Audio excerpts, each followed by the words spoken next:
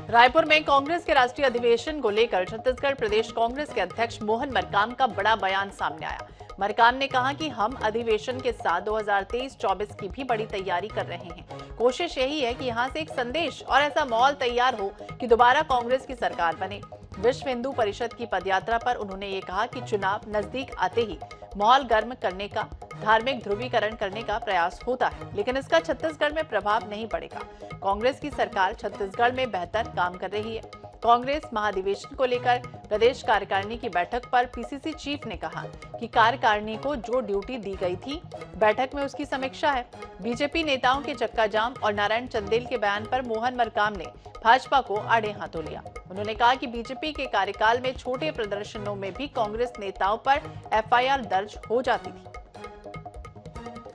लोकतंत्र का गला घोटने का काम तो भारतीय जनता पार्टी की 15 साल में सरकार में रही। हम भी विधायक रहे हैं, छोटा छोटा धरना प्रदर्शन करते थे, उसमें हम लोगों के ऊपर एफआईआर दर्ज होता था। आज भी प्रकरण कोर्ट में चल रहे हैं। भारतीय जनता पार्टी को अपने कार्यकाल के देखना चाहिए।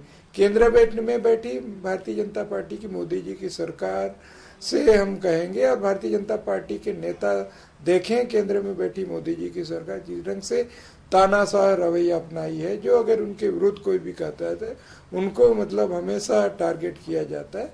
तो भारतीय जनता पार्टी को अपने सरकार के कार्यकाल को देखना चाहिए। जब जब चुनाव नजदीक आते हैं, माहौल को गर्म करने का प्रयास किया जाता है, धार्मिक ध्रुवीकरण करने का प्रयास किया जाता है। इन रैलियों से छत्तीसगढ़ में कोई प्रभाव नहीं पड़ेगा।